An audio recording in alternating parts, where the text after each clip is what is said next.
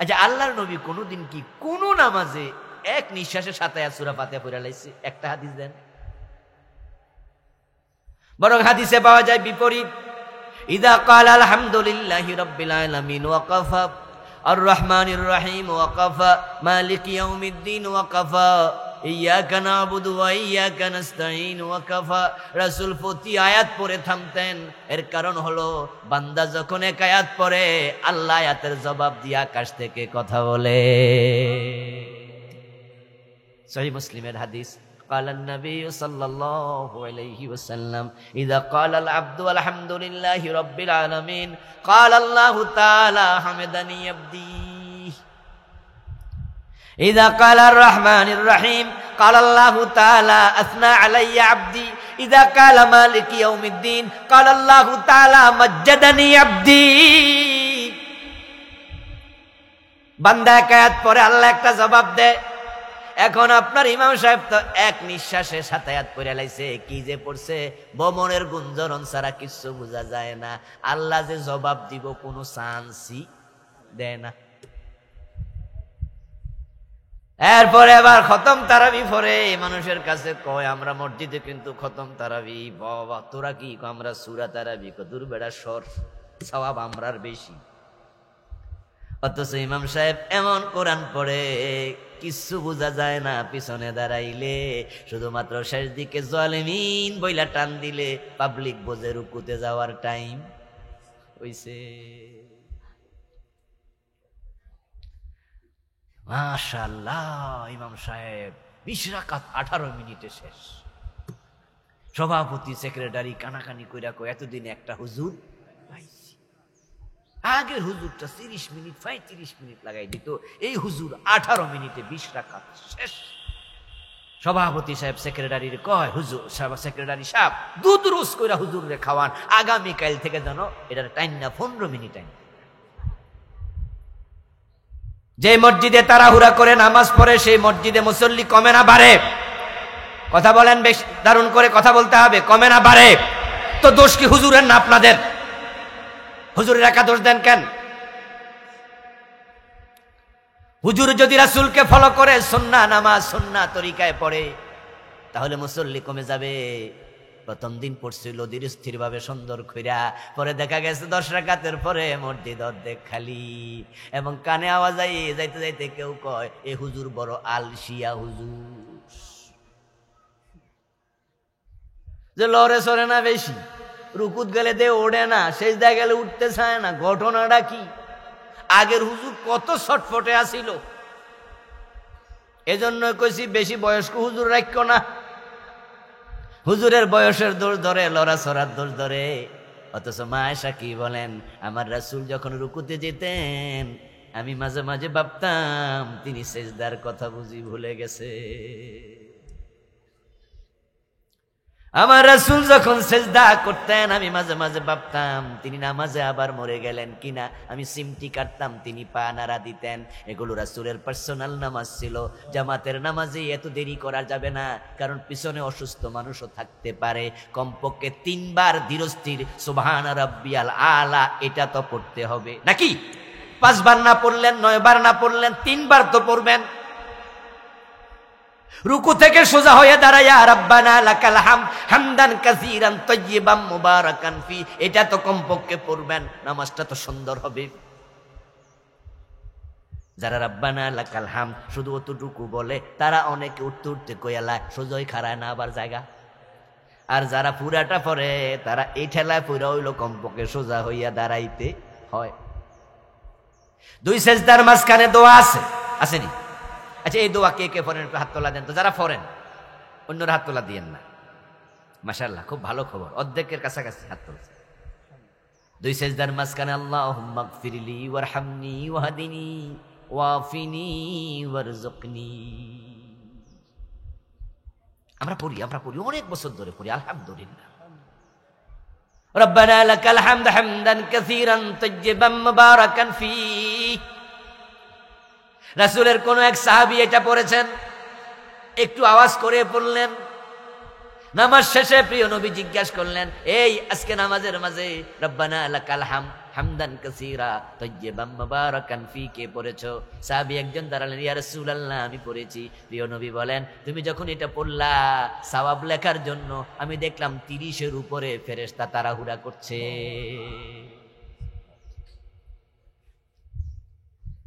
নামাজ হচ্ছে দোয়া কবুলের সবচেয়ে ভালো জায়গা। আপনি নামাজে 2 সেজদার মাঝখানে কি চমৎকার দোয়া, আল্লাহুম্মা গফিরলি, আমারে ক্ষমা করে দাও, ওয়ারহামনি, আমার উপর রহম করো, ওয়াফিনি, আমারে মাফ করো, ওয়াহদিনি, আমারে হেদায়াত দাও, ওয়ারজুকনি, আমার রিজিক বাড়ায়া দাও। আপনি 2 সেজদার মাঝখানে প্রতিদিন পড়েন না, পড়তে থাকেন না, আপনার দোয়া বারবার শুনে আকাশের মালিক যদি একদিন টিক চিহ্ন দিয়া দেয় আপনার কপাল খুলে যাবে, ঠিক কি না? কপাল খুলে যাবে, কপাল। এবং এই দোয়ার কারণে তাড়াহুড়া থাকবে না। 2 সেজদার মাঝখানে দোয়া করলে তো বসতেই হয়, কিন্তু যারা 2 সেজদার মাঝখানে দোয়া শিখে নাই, করে না, তাদের অনেকরে দেখা যায় মাথা তুইলা সোজা হইয়া 2 সেজদার মাঝখানে বসেও না, একটু আবার জায়গা মুরগির আদার খায়, মুরগির খাবার টুক টুক টুক। ওই সাহাবী তাই করেছিলেন। এটাকে তাদিল আরকান বলে। তাদিল আরকান তিনি করে নাই, না করার কারণে প্রিয় নবী বলছে, মিয়া তোমার নামাজ হয় নাই। আলহামদুলিল্লাহ আপনারা আমার সামনে যারা আছেন তারা আমি আশা করছি সবাই নামাজি, কিন্তু নামাজের মাঝে তাড়াহুড়া আছে এমন 2-4 জন এখানে থাকতে পারেন। আজ থেকে আর তাড়াহুড়া করবেন না, আমার সাথে একটু রাজি হন। রাজি হইবেন? রাজি হইবেন? আর নামাজে তাড়াহুড়া করব না। ও দোস্ত, আপনি কার সাথে কার সামনে দাঁড়াইছেন, আপনার কি অনুভূতি আছে? আপনি কার সামনে খাড়াইয়া তাড়াহুড়া করছেন? আপনি কি বুঝেন আপনি কার সামনে দাঁড়াইছেন? বান্দা যখন নামাজে দাঁড়ায় আকাশের মালিক তার দিকে তাকাইয়া থাকে। বান্দা নামাজে তেলাওয়াত করে, আকাশের মালিক তার তেলাওয়াতের জবাব দেয়। قال النبي صلى الله عليه وسلم إذا قام أحدكم في صلاته فإنه يناجي ربه। বান্দা যখন নামাজে দাঁড়ায়, প্রিয় নবী বলেন, সহিহ বুখারীর riwayat, সে তার রবের সাথে কথা বলতে শুরু করে। আপনি ব্যস্ততা কাকে দেখান? কাকে দেখান? কাকে ব্যস্ততা দেখান? আপনি ভিআইপি আল্লাহর সামনে, না নগণ্য বান্দা? আপনি ধুলাবালিও তো না, কার সামনে ব্যস্ততা দেখাচ্ছেন? আপনি বেয়াদবি কার সাথে করতেছেন? এই ইমাম সাহেব হুজুর কার সাথে বেয়াদবি করছেন? এক নিঃশ্বাসে সাতায়াত তাড়াহুড়া করে তারাবি।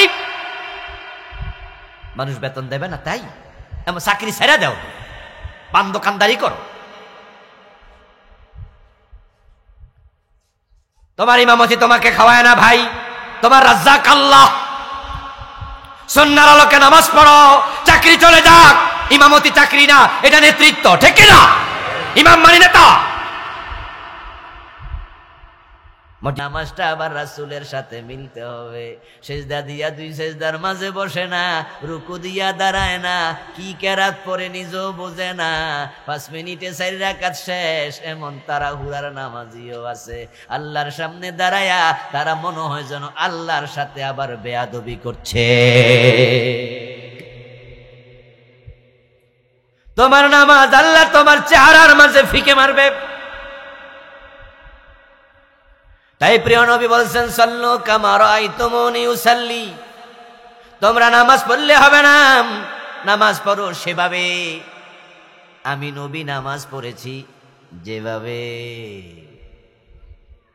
আমি যদি 500 টাকা করে কাপড় কিনলাম, 3.5 গজ কাপড় কিনে আমার জুব্বা বানাবো, টেইলারের কাছে আমি দিয়ে আসলাম।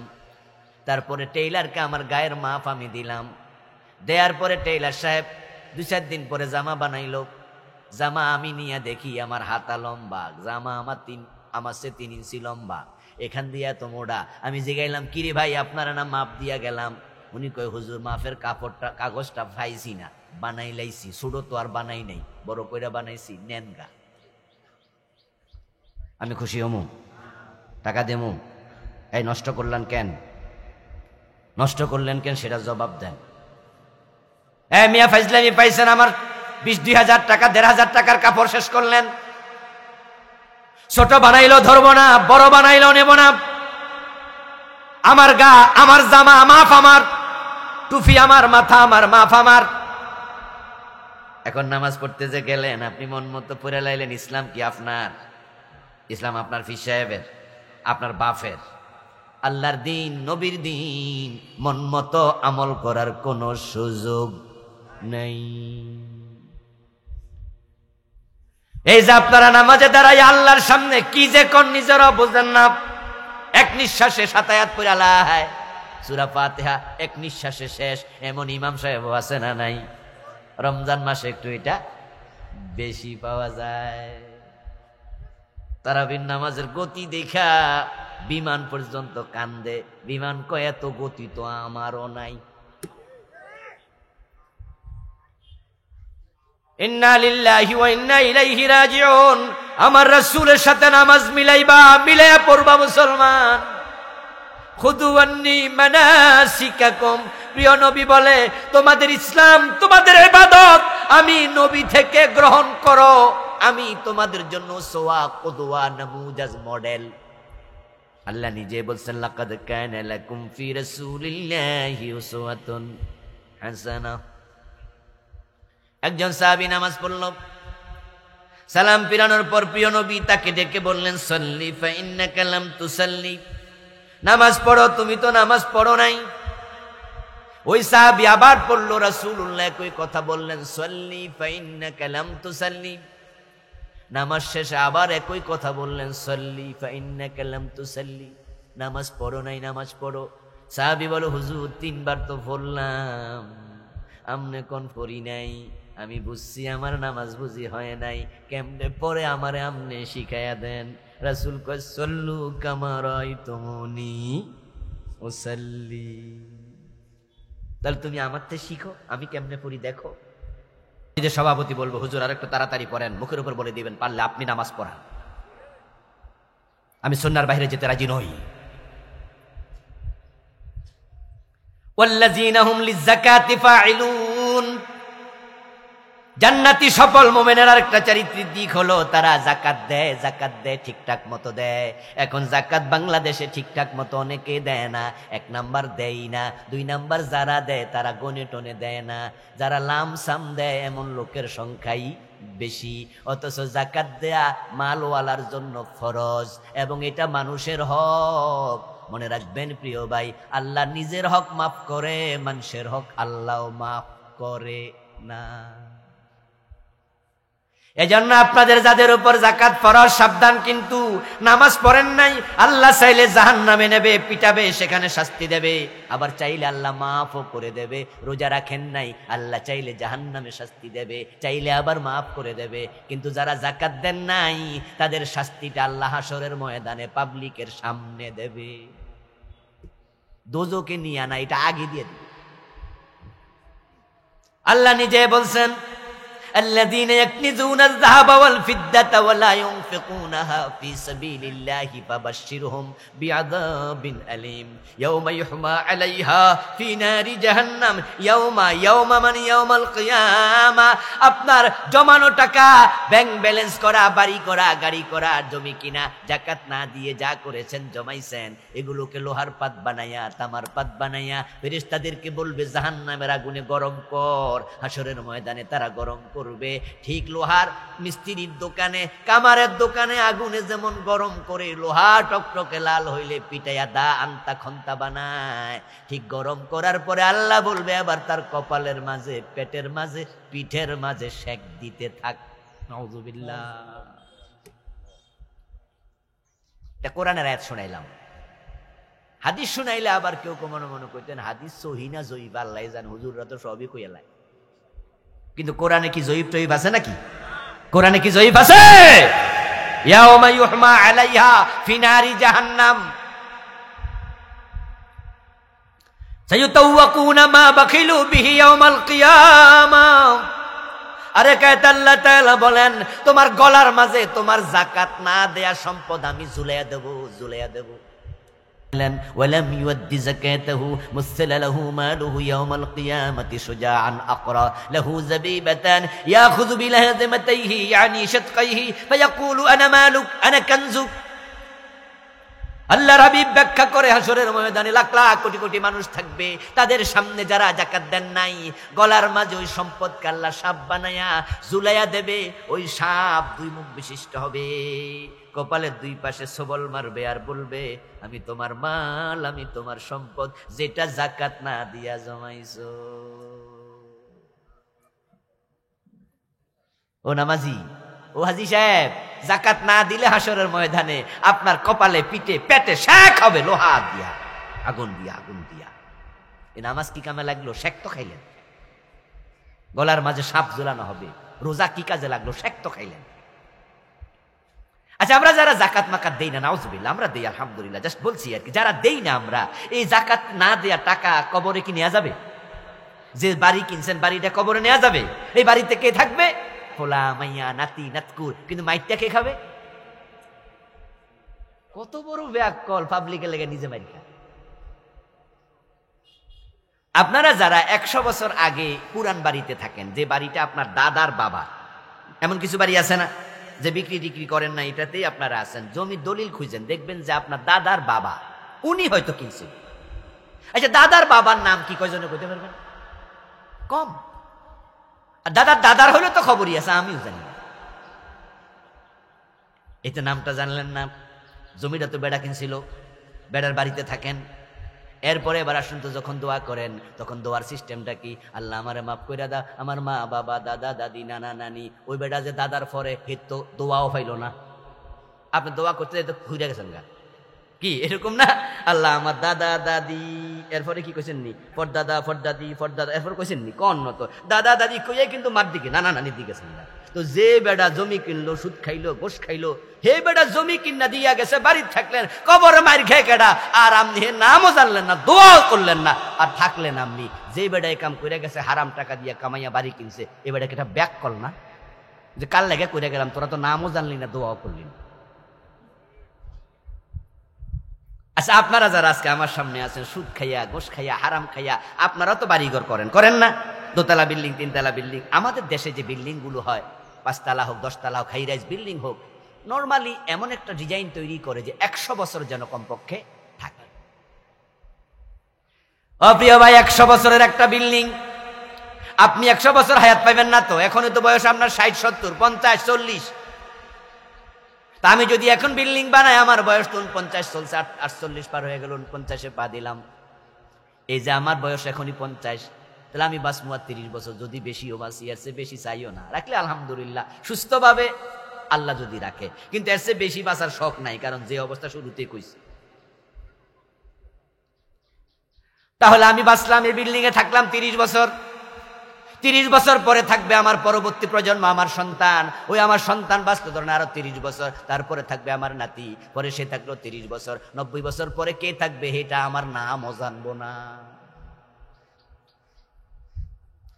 তাহলে আমার জায়গা আমি কিনছি, 50, 60, 70, 80 বছর পরে যে থাকবো, হে বেড়া দোয়া করবো, আল্লাহ আমারে মাফ করো, আমার মা বাবা দাদা দাদি পর্যন্ত শেষ, এরপর আমার দোয়াও পাইলাম না, আমি নামও জানা না, অথচ কবরে ফিরানা আমি খাইলাম। আমি একটা ব্যাক করলাম। এই জন্য যাকাত দিতে হবে। আর মনে রাখবেন, যাকাতে কখনো টাকা কমে না। যাকাত না দেওয়ার পিছনে কারণ তো কৃপণতা। শয়তান আপনারে কয়, এ মিয়া জানুনি যাকাত হিসাব করলে কি হয়? আমরা যারা নরমাল 10 লাখ 20 লাখ 50 লাখ 1 কোটি টাকার মালিক, 1 কোটি টাকা যাকাত 2.5 লাখ টাকা আসে, ওকে ওকে দিয়ে দিলাম। কিন্তু যদি 100 কোটি টাকা মালিক হন, তখন শয়তান বলবে যাকাত হইল 2.5 কোটি, এত টাকা দিস না, আর একটা ফ্যাক্টরি বানাইলা।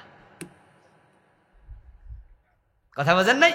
2.5 কোটি টাকা যাকাত দিয়ে দিবি, আর যার আছে 100 কোটি টাকার মালিক, ওরে আল্লাহ, 2.5 কোটি, 1000 কোটি টাকার মালিক 25 কোটি। তখন তারা ম্যানেজারকে ফোন দিয়ে বলে দেয়, বস, এই ম্যানেজার সাহেব, পুরান ঢাকা চলে যান, ইসলামপুরে যাকাতের 1 ট্রাক শাড়ি কিনালাম, 1 ট্রাক লুঙ্গি কিনা, এলাকায় মাইকিং করে দেন, মানুষ জানলো আমি যাকাত দেই, আর আল্লাহরে বুঝে দিলাম আমি যাকাত তো দিছি 2 টাকা। তাহলে পাবলিকের কাছে সুনাম হইলো, আল্লাহর কাছে মাইর থেকে বেঁচে গেলাম। এত সোজা। যাকাত দেয়া যেমন ফরজ, যাকাত হিসাব করাও ফরজ। এটাই হলো আল্লাযীনা লিযাকাতিহিম ফাঈলুন, আল্লাযীনা হুম লিযাকাতিহিম ফাঈলুন, ওয়াল্লাযীনা হুম লিযাকাতি ফাঈলুন। যারা যাকাত দেবে ঠিকঠাক মতো দেবে। যাকাত দিতে গিয়ে কখনো নিজের মন মতো করে কাপড় দেবেন না, লামসাম দেবেন না, হিসাব করবেন এবং যাকাতের টাকাটাই দেবেন। কারণ যাকাত ফরজ হয় মালের উপরে, টাকার উপরে, তাই যাকাতটা দেবেন ও টাকা। আপনি লুঙ্গি দিয়েন না, আপনি শাড়ি দিয়েন না, কারণ লুঙ্গি দিলেন আপনি, লুঙ্গি দিল আজিম ভাই, লুঙ্গি দিলাম আমি, লুঙ্গি দিল শফিক ভাই। এখন বেড়া লুঙ্গি পাইল 10টা, বেড়ার বছরে লুঙ্গি দরকার কয়টা? তো 2টা 3টা 4টা, বাকি 6টা কি করব? নিশ্চয় বেড়া দোকানে গিয়া বেচা লাগবো, আর বেচতে গেলে দোকানদার আসল দামটা দিব। তো তারে আপনি ঠকাইলেন কেন? টাকার মালিক আপনি না গরিব? যাকাতের মালিক কে? কথা বলেন, যাকাতের মালিক কে? তো গরিব কি আপনারে মোবাইলে ফোনে কইছিল ইসলাম পড়তে কাপড় কিনে আইন? টাকা দিয়ে আপনি কাপড় কিনলেন কেন? আরে ভাই, আপনার 1 কোটি টাকা আছে, 1 বছর 2.5 লাখ টাকা আপনার যাকাত আসলো। যখন বছর শেষ, ওই 2.5 লক্ষ টাকার মালিক আপনি না গরিব? তো গরিবের টাকা আপনি বাজার করতে গেছেন কেন? আপনারা কোন গরিবে কইছে যে বাজার করে আইও? পরের মালে ফোদ্দারি করলেন আপনি। আচ্ছা, আমি যদি আপনার থেকে 10,000 টাকা হাওলাত নেই, বলছি যে আগামী সপ্তাহ আমি দিয়ে দেবো, তো আগামী সপ্তাহ ঠিক আমি 10,000 টাকা দিছি। কিভাবে দিছি জানেননি? আপনার বাড়ি যাওয়ার সময় 10 কেজি আম কিনছি, 10 কেজি আপেল কিনছি, 15 কেজি চাল কিনছি, মুরগি কিনছি, ইত্যাদি কিনা ঠিক 10,000 টাকা বাউচার সহ আপনার বাড়ি ফাড়াইলাম। আর আপনি এগুলা পাইয়া কইবেন ভাইজান এগুলো আনছেন। বললাম ওই 10,000 যে পাইতেন খরচা করে আনছি, আপনার উপকার করছি। আচ্ছা, খুশি হইবেন? আমনে তো কইবেন কি রে, মাথায় সমস্যা হইল কবে হুজুরের? কি পাগল কইবেন না যে কি রে মাথায় সমস্যা হইল কবে? আমার জিগাইবেন যে ভাবি জানেনি মাথা যে খারাপ হয়েছে। আমনের থেকে আমি 10,000 টাকা পাবো, আর আমনে বাজার খরচ করছেন কেন? আমি কামনের কইছি আমার আপেল লাগবে, আঙ্গুর লাগবে, আমার এই লাগবে, ওই লাগবে। আমার টাকা আমারে দেন, আমি আমার স্কুলে পোলাপানের বেতন দেবো, ঠিক কিনা? ওই গরিবের দরকার কাশের ওষুধ কিনা, আর তুমি লুঙ্গি দিছো মিয়া। ওই গরিব বেড়া ঋণ করে রাখছে, বেড়া ঋণের টাকা দিতে পারে না, আর তুমি তারে শাড়ি দিছো। এই জাতীয় ফাইজলামি চলছে কিনা দেশে? এটা যাকাত দেওয়ার অবশ্যই সিস্টেম নয়। আসুন আমরা ইসলামকে নিজের মতো না করে ইসলামকে ইসলামের মতো মানি। আল্লাহ তৌফিক দান করো, আমিন। হে আল্লাহ, যে কথাগুলো বললাম আমাদের সকলকে, আমরা যারা বললাম, যারা শুনলাম, আমল করার সুযোগ দাও। আবারও বলেন আমিন। প্রিয় ভাইয়েরা,